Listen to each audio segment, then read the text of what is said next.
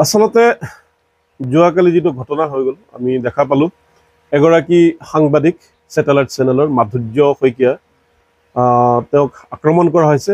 এটা দুৰ্বৃত্তৰ দলে, এটা পাখণ্ডই, কলংকৃত কিছুমান মানুহে এগৰাকী সাংবাদিকক যেনেকুৱা মাৰপিট কৰিলে, অত্যাচাৰ কৰিলে, তাক আমি নেমচুৰ তৰফৰ পৰা তীব্ৰ ভাষাৰে গৰিহণা আৰু ধিক্কাৰ দিছোঁ।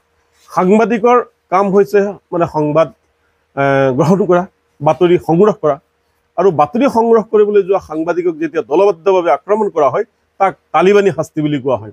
আচলতে অসমত যে তালিবান আছে আমি এতিয়া দেখিবলৈ পাই আছোঁ।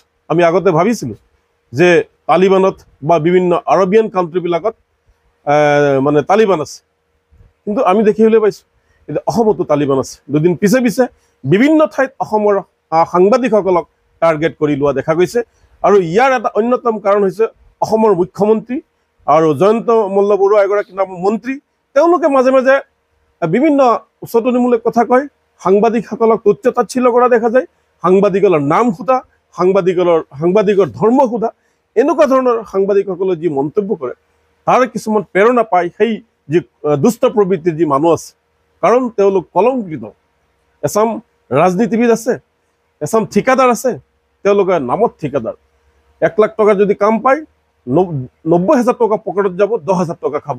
আৰু সেই বাতৰি যেতিয়া ৰাইজৰ স্বাৰ্থত এজন সাংবাদিকে পৰিৱেশন কৰিব বা প্ৰচাৰ কৰিব যাব তেতিয়া তেওঁক এটেক কৰা হয়, মাৰপিট কৰা হয় বা যিকোনো ব্যৱস্থা ল'বলৈ মানে তেওঁলোকে কুণ্ঠাবোধ নকৰে। গতিকে আমি নেমচুৰ তৰফৰ পৰা স্পষ্টভাৱে কৈ দিছোঁ যে অসমত বৰ্তমান সাংবাদিকৰ নিৰাপত্তা সুনিশ্চিত নহয়। চৰকাৰে সাধাৰণ জনতাৰ লগতে সাংবাদিকক নিৰাপত্তা দিয়াত চৰমভাৱে ব্যৰ্থ হৈছে। আৰু অতি শীঘ্ৰে যদি মুখ্যমন্ত্ৰী ডাঙৰীয়াই পাৰে অসমৰ জনসাধাৰণক নিৰাপত্তা দিবলৈ, তেতিয়াহ'লে তেওঁ চকীটো খামুচি ৰাখক, আৰু যদি নোৱাৰে স্বেচ্ছাই পদত্যাগ কৰিব লাগে। অসম ৰাইজ আপোনালোকক নিৰ্বাচিত কিয় কৰিছে? নিৰ্বাচিত কৰাৰ কাৰণ এটাই, অসমৰ ৰাইজৰ উন্নতি লাগে, অসমৰ ৰাইজৰ নিৰাপত্তা লাগে। আপোনালোকে যদি পাৰা নাই, মানুহ যদি মাৰে খাই থাকিব লগা হৈছে, মানুহৰ মাজত যদি বিভেদৰ সৃষ্টি কৰা হৈছে, মানুহৰ মাজত যদি সাম্প্ৰদায়িক ৰাজনীতি সৃষ্টি কৰা হৈছে, তেতিয়াহ'লে আপোনালোকৰ নিচিনা এনেকুৱা চৰকাৰৰ ৰাইজৰ মানে প্ৰয়োজন নাই। গতিকে সাংবাদিকৰ লগতে অসমৰ জনসাধাৰণে এতিয়া ন্যায় আৰু নিৰাপত্তা বিচাৰিছে।